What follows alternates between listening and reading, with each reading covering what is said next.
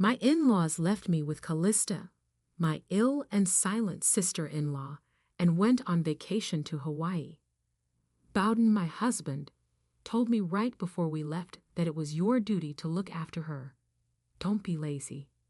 Callista astonished me by rising up and saying, "All right, let's get going too," as soon as Bowden and his family had left. I'm 27 years old, and my name is Amy. I had lofty aspirations of becoming a pop star when I was younger, but reality quickly set in.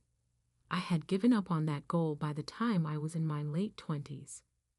My mom constantly asking me when she was going to have a grandchild, so I started dating Bowden after we met via a mutual friend. I clicked with Bowden, especially after I found out that he had also dreamed of working in entertainment as a child. Now, Bowden works for a prestigious trading company headquartered in Manhattan. As for me, I worked at a bank after college, but I quit when we got married. One day, we went to visit Bowden's parents. He has a younger sister, Callista, who suffered from encephalitis as a child. It started with what everyone thought was a regular fever, but when it didn't go away, the doctor diagnosed her with brain inflammation caused by the flu.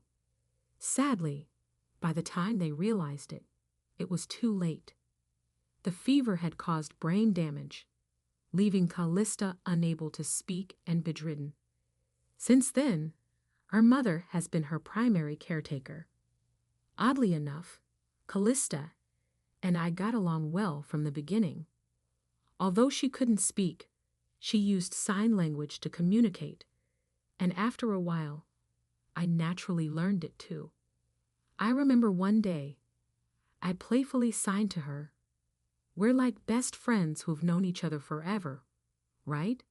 She smiled and signed back, "Yes, let's stay close friends forever." I happily signed back, "Of course we will." But her mother, my mother-in-law, was the total opposite of Callista. She was always sarcastic and critical of me. We live in a condo about 30 minutes away from Bowden's family home. But that didn't stop my mother-in-law from dropping by unexpectedly. Each time she visited, she would find something to criticize. "Bowden's shoes are a mess. You know a man's shoes say a lot about his job. It's your duty to make sure they're clean." She'd scold.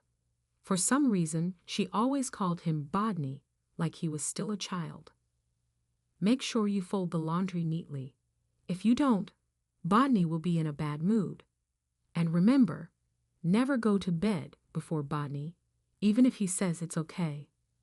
Bowden, when we were dating, and even in the early stages of our marriage, was kind and considerate.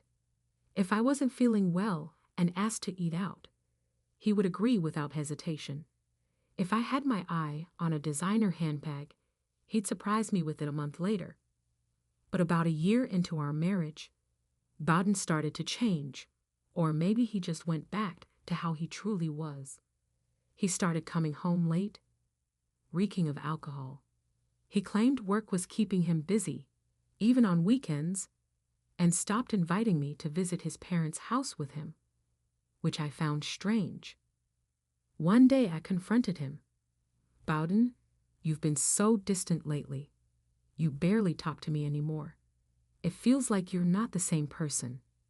He glared at me for a second, then coldly replied, "That's not true. You're overthinking things." I wasn't about to let it go that easily. "I don't think I am. You've changed, Bowden." But he shut the conversation down with, "Stop bringing this up." Then he walked away, leaving me standing there, confused and hurt. So when Bowden suddenly announced, "I'm going to my parents' house this Sunday. What are you going to do?" I was surprised. He had been going there alone for months. I quickly asked, "Can I come with you this time?" He sighed and said, "That's why I'm asking." Of course, I jumped at the chance. I'd love to. I've missed Callista. Bowden didn't seem too thrilled about that, and I noticed a faint grimace when I mentioned his sister. Yeah, you and Callista seem to get along really well, huh? He said. We do. It feels like we've been best friends forever, I replied, trying to lighten the mood. On Sunday, we made the drive to his family's home in Nebraska. We even stopped at a bakery to pick up some pastries for his mother. She was always hard to please, but pastries usually did the trick. When we arrived, Bowden's mom greeted us, her face scrunching up the moment she saw me, clearly not happy that I had come along. I brought some pastries for you, I said, handing them over. She grabbed the box, peeked inside, and with a dismissive tone said, "Oh, these again. They're getting boring, but if you insist, I'll have them." Her face then lit up like a child getting a new toy. Is Father here? Bowden asked. His dad was still working, despite being quite elderly. No, he's at a meeting. Why, did you need something? She replied. Not really. Just had something to talk to him about, Bowden answered. I hadn't heard anything about this conversation Bowden wanted to have with his father, so I asked, "Did you have something important to discuss?" Bowden shot me a look and said, "It's none of your business." What do you mean? We're married. Of course it's my business. I argued, but before Bowden could respond, his mother cut in. Exactly. If Bowden doesn't want to share something with you, then stop crying. Knowing it was pointless to argue with her, I kept quiet. Just then, Callista appeared at the doorway, and seeing Bowden, she smiled. Oh, Bowden, you're here. Bowden surprised me one day by suggesting a family trip to Hawaii. How about you, sis? He asked Callista, his bedridden mute sister. She shrugged and replied, I'll pass. I don't have a passport. I was caught off guard. Bowden was always so tied up with work, so it was strange to hear him planning a vacation. Bowden, is everything okay at your job? I asked, still puzzled by the sudden plan. Everything's fine. I wouldn't be suggesting this if work wasn't going well, he replied, a little annoyed. His mother, who always seemed displeased with me, glared and added her 2 cents. You shouldn't meddle in Bowden's decisions. You're being too nosy. Then Bowden dropped a bombshell. Actually, Amy, the real reason I brought you here is because I want you to take care of Callista while we're on vacation. I was taken aback for a moment, but quickly realized that staying with Callista would be much better than being stuck in Hawaii with my mother-in-law. Okay, I'll take care of Callista, I agreed, though it stung a bit that Bowden hadn't even considered me for the trip. But you didn't need to drag me here just to tell me that. Well, Bowden said, I figured if I told you in front of my mother, you'd be less likely to resist. He knew I would probably be upset about not going to Hawaii, and his mother would back him up if I tried to argue. It was clear they had planned this together, and I felt a bit cornered. After the conversation ended, I made my way to Callista's room. She was lying on the bed, but beamed when she saw me. It's been a while. How have you been? She signed to me. I'm good, I signed back. Bowden asked me to come over today, though. It's strange, because for months now he's been visiting without me. Callista's face grew serious. My brother is always hiding something. He's never been the open type, she signed. She then mentioned how Bowden and the rest of the family were planning a trip to Hawaii. I'm staying behind, though, she added with a grin that suggested she was perfectly okay with it. We continued chatting, and I enjoyed our time together. I always wondered why Callista and her mother were so different, and now it started to make sense. A few hours later, Bowden came to collect me, and we headed home. As I left, Callista gave me a sly wink and hinted at something bigger, saying, "I'll tell you soon." Fast forward to the day of the Hawaii trip. Bowden and I went to his parents' house. But while the rest of the family was packing for their flight, I was getting ready to stay with Callista for the week. I brought my luggage to Callista's room, and she greeted me with excitement. "It's happening," she sighed with a playful grin. When I came back to the living room, Bowden's family was preparing to leave. His voice rose above everyone else's as he reminded me, "Taking care of Callista is your responsibility. Don't slack off." Even my mother-in-law chimed in. "Be sure to get along well with Callista. It's better for you to stay here anyway," she said. Then she added something that made me bite my tongue. "If anything happens to Callista, it'll be all your fault. We'll hold you accountable." I couldn't believe the audacity of a family leaving their disabled daughter behind for a vacation while blaming me for anything that could go wrong. But I said nothing and walked back to Callista's room, not wanting to deal with them any longer. The moment I stepped inside, Callista sprang out from her bed with more energy than I'd ever seen. "Come on, let's get going," she said, breaking the silence I had grown so used to. I froze, my mind racing. "What?" I managed to say, completely shocked.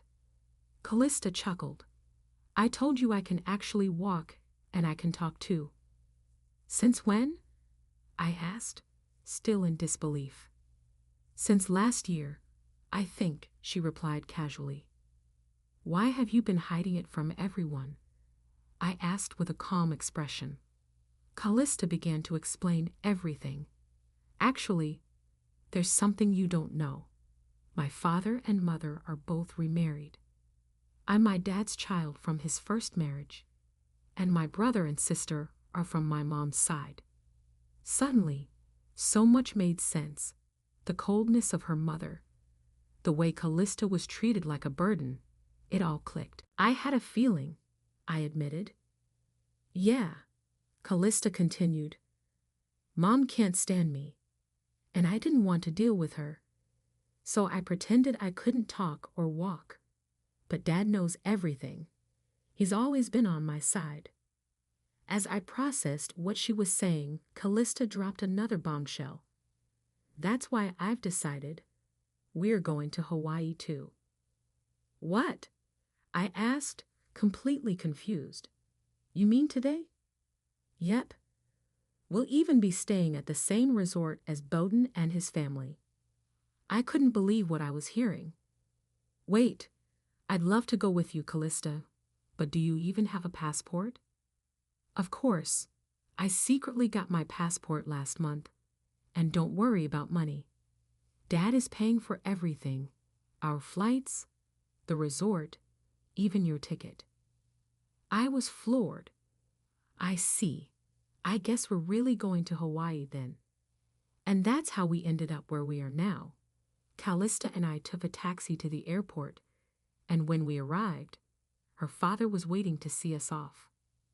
"Amy, I know this must be a shock, but I hope you enjoy the trip," he said kindly. "Thank you," I replied, still a bit overwhelmed by everything. "I feel bad that you're covering all the costs." "Don't worry about it," he reassured me. "As long as you two have a good time, I'm happy with that." We boarded our plane on a different airline from Bowden's family, of course, and arrived in Hawaii early the next morning. We checked into the resort hotel, where Callista and I shared a room, both of us bubbling with excitement for the adventure ahead. I casually mentioned to Callista, "Your father seems to have traveled a lot." "Yeah, he's been on many international business trips, even to Hawaii, a few times," she responded. "So what's the plan?" I asked, curious about what she had in mind. Callista smirked. "I'm guessing my mom and everyone will be dining at the restaurant tonight. I think it's time for a little surprise." I chuckled, excited at the thought. "That sounds like fun. We should get some rest first, though. We've both got some jet lag to shake off. That's a good idea, Callista agreed. I couldn't sleep a wink on the plane, so when we showered and climbed into bed, I quickly drifted off into a much-needed sleep. By the time we woke up, it was late afternoon, close to 4 o'clock. Callista was already up, putting on makeup when I stirred awake. Sorry I slept too long, I apologized. No worries, I just woke up too, Callista assured me. We both needed it. Now we're fully charged and ready for battle. Around 7 o'clock, I told Callista I'll head down to the restaurant to check things out. I snuck down to the restaurant, staying hidden in the shadows near the entrance as I scanned the room for Bowden and his family. There they were, sitting joyfully at a table in the far corner. I moved a little closer to get a better view and noticed something shocking. A young woman was with them, someone I didn't recognize.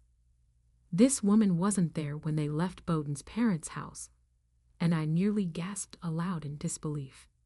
As I strained to hear their conversation, I could make out parts of what Bowden and my mother-in-law were saying. I'm glad it's not that woman tonight, my mother-in-law muttered. I really drew the short straw with her. She's tainted our family. Bowden's voice followed, dripping with disdain. I want to divorce her and start over. I'll find a reason, and I'll squeeze every penny I can out of her. My mother-in-law added, even if you don't have a solid reason, we can fabricate one. She's such a bad match. I wish I could just throw her in the trash. They continued talking, and it was clear they were planning to rid themselves of me, all while celebrating with this mysterious woman. I fought the urge to confront them right then and there, and instead retreated back to our room, my heart racing with anger. When I got back, Callista looked up at me. That took a while. What happened? She asked, noticing my pale face. I saw something shocking, I whispered, still processing what I had heard. Bowden brought a woman I've never seen before, and they were talking about divorcing me. Callista gasped. What? That's awful. I nodded, though a strange calm settled over me. Honestly, I feel relieved now that I've seen him with someone else. I'm ready to move on. I can finally divorce him. Callista grinned. That's a good thing. So shall we go make our entrance? With a mischievous smile, we headed to the restaurant. We asked to be seated near Bowden's table, and the hostess found us a spot close enough to hear everything. They were still deeply engrossed in their conversation, unaware of our presence. The insults about me continued, and I couldn't help but laugh bitterly at how endlessly they could badmouth me. Callista caught my eye and gave me a nod, our signal to begin the counterattack. I stood up and walked directly to their table, my voice loud and clear. Are you all having a good time? The shock on Bowden's face was priceless.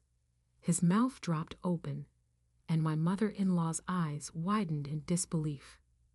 For a moment, they were completely frozen. Finally, my mother-in-law broke the silence. What are you doing here?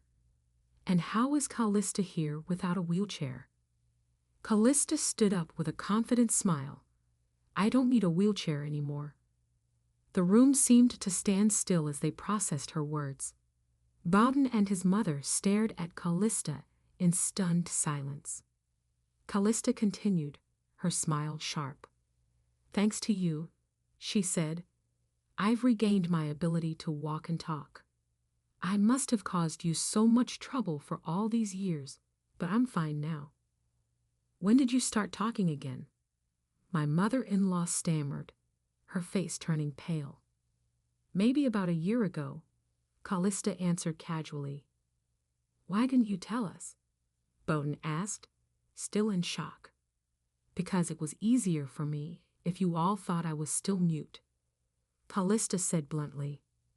And besides, I heard what you were saying about Amy.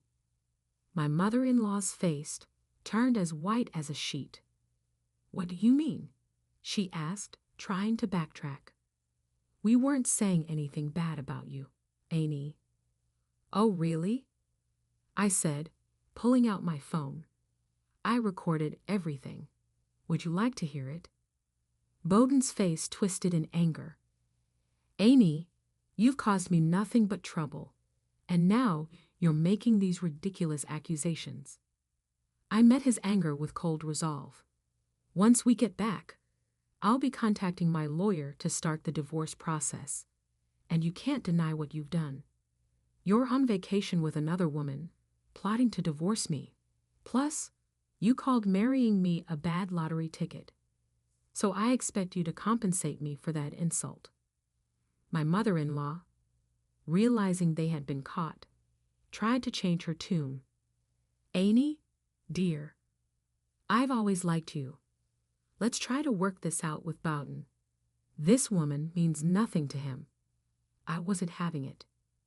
I'm sorry, but I can't live with a man who sees me as a bad lottery ticket. Enjoy your time with this woman, and don't be surprised if I seek compensation from her too. The other woman, now pale and trembling, looked terrified. Bowden, desperate, fell to his knees. Alan, please don't make a big deal out of this. My company has strict policies, he pleaded. I shook my head, unimpressed by his play. You don't sound sorry at all. I stood firm and replied to Bowden, who was visibly shaken, but he wasn't giving up just yet. I beg you, please forgive me. If my company finds out, I'll lose my job, he pleaded, desperation lacing his voice. Though his panic was clear, I remained unmoved. You should have thought about that before, I said coldly. You are married, yet here you are in Hawaii with another woman. I will never forgive you.